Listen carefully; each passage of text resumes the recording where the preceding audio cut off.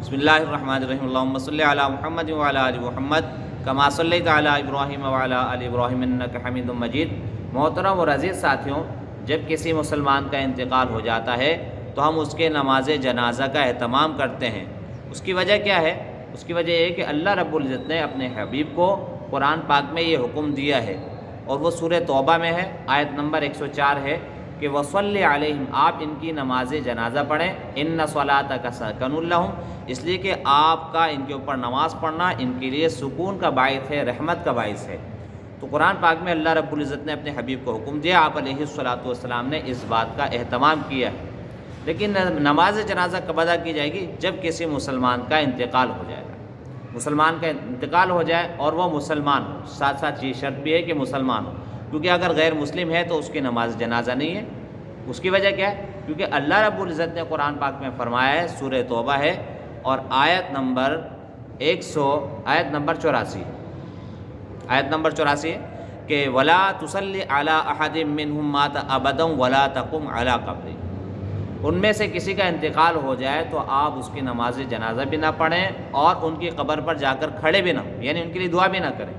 کیوں؟ إِنَّهُمْ كَفَرُوا بِاللَّهِ، اس لیے کہ انہوں نے اللہ کے ساتھ کفر کیا۔ تو پتہ چلا کافر اگر ہوگا تو اس کی نماز جنازہ نہیں ہے، غیر مسلم کی نماز جنازہ نہیں ہے۔ نماز جنازہ کے لیے مسلمان کا ہونا ضروری ہے۔ اب چاہے مسلمان نافرمان ہو یا فرمانبردار ہو، جیسا کیسا ہو، کیونکہ حدیث میں آتا ہے صلوا علی کل برد و فاجر، کہ ہر نیک اور فاجر پر نماز جنازہ پڑھو۔ حدیث میں آتا ہے چاہے وہ نیک ہو، فرمانبردار ہو، چاہے وہ نافرمان ہو، آپ نے اس کی نماز جنازہ پڑھنی۔ ہمیں ایسی بات کا حکم ہے اور اس کا اہتمام بھی کرتے ہیں۔ اور ساتھ ساتھ اس بات کا ہونا بھی ضروری ہے کہ میت کو غسل دے دیا جائے۔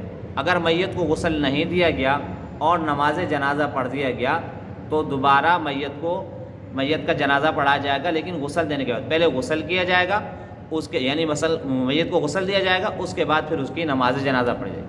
اگر بغیر غسل کی نماز جنازہ پڑھ دیا گیا تو وہ ادا نہیں ہوگا، دوبارہ نماز جنازہ پڑھا جائے گا میت کو غسل دینے کے بعد۔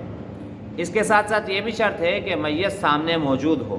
اگر سامنے میت موجود نہیں ہے تو پھر نماز جنازہ نہیں پڑھی جا سکتی، الا یہ کہ آپ علیہ الصلاۃ والسلام سے کچھ ایک آدھ مسلمان کی نماز جنازہ غائبانہ طور پر پڑھنا ثابت بھی ہے، لیکن وہ ان کی خصوصیت تھی، آپ علیہ الصلاۃ والسلام کی یعنی خصوصیت تھی۔ تو ہمارے لیے یہ حکم نہیں، ہمارے لیے حکم یہ ہے کہ میت کا سامنے یعنی حاضر ہونا ضروری ہے۔ اگر میت سامنے نہیں ہے اور ہم نے نماز جنازہ پڑھی تو اس طرح ادا نہیں ہوگی۔ جب میت سامنے آئے گی، موجود ہوگی، حاضر ہوگی، جب اس کی نماز جنازہ ادا کی جائے گی۔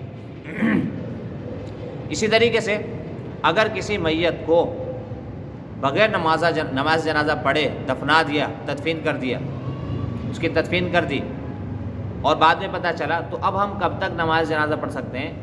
تو اس کے بارے میں علماء کرام فرماتے ہیں کہ جب تک اس بات کا یقین نہ ہو جائے کہ میت پھٹ گئی یا پھول گئی، جب تک اس کا یقین نہ ہو جائے اس سے پہلے تک پڑھا سکتے ہیں۔ ہاں یقین ہو گیا کہ میت پھٹ گئی یا پھول گئی تو پھر نہیں، اس سے پہلے تک پڑھا سکتے ہیں۔ اب وہ چاہے میت کا جسم 6 دن سلامت رہے، 6 ہفتے سلامت رہے، 6 مہینے سلامت رہے، 6 سال سلامت رہے، تو جب تک ہم پڑھ سکتے ہیں۔ آپ علیہ الصلاۃ والسلام نے شہداء احد پر 8 سال کے بعد نماز جنازہ پڑھی، اور شہید کا جسم کیونکہ پھٹتا نہیں ہے تو اس سے پتہ چلا کہ جب تک جسم پھٹے نہیں، پھولے نہیں، اس وقت تک نماز جنازہ پڑھی جا سکتی ہے۔ اور اس کا اندازہ کیسے ہوگا کہ جسم پھولا نہیں ہے، پھٹا نہیں ہے؟ تو میرے دوستو عزیزو، جو کچھ ماہرین ہوتے ہیں ہر علاقے میں، ہر زمانے میں ماہرین موجود ہوتے ہیں جو اس بات کا اندازہ کر کے بتا دیتے ہیں، اور تھوڑا سا ہم بھی اندازہ کر سکتے ہیں۔ یعنی اگر سردی کا موسم ہے تو جسم دیر تک رہتا ہے، اور اگر گرمی کا موسم ہے تو جلدی گل جاتا ہے۔ اسی طریقے سے اگر نمناک زمین ہے، نم زمین ہے، سیلی زمین ہے تو وہاں جسم جلدی گل جاتا ہے، اور اگر خشک زمین ہے تو وہاں جسم دیر تک رہتا ہے۔ تو اسی طریقے سے اگر جسم کی حالت، میت کی حالت اچھی ہے تو وہ دیر تک رہتی ہے، اور اگر میت کی حالت کمزور ہے تو وہ دیر تک نہیں رہتی۔ تو تھوڑا بہت اندازہ ہم بھی کر سکتے ہیں، اور ماہرین سے بھی اس کا اندازہ لگوایا جا سکتا ہے۔ اسی طریقے سے دوستو عزیزو، میت کا سامنے ہونا بھی ضروری ہے۔ اگر نمازی آگے ہیں اور میت پیچھے ہے تو بھی نماز جنازہ ادا نہیں ہوگی، بلکہ میت کا آگے ہونا ضروری ہے۔ کہ میت کو سامنے رکھا جائے، سنت یہی ہے، آپ علیہ السلام نے اپنی زندگی میں ایسا ہی کیا، صحابہ نے بھی، تابعین نے بھی، تبع تابعین نے۔ کبھی ایسا نہیں ہوا کہ نمازی آگے ہوں اور میت پیچھے ہو، بلکہ میت کا سامنے ہونا ضروری ہے کہ میت کو سامنے رکھ کر نماز جنازہ ادا کی جائے۔ اگر میت کو پیچھے رکھ کر نماز جنازہ ادا کی جائے گی تو نماز جنازہ ادا نہیں ہوگی۔ ایسے ہی میت کو غسل دیے بغیر نماز جنازہ ادا کی جائے گی تو نماز جنازہ ادا نہیں ہوگی۔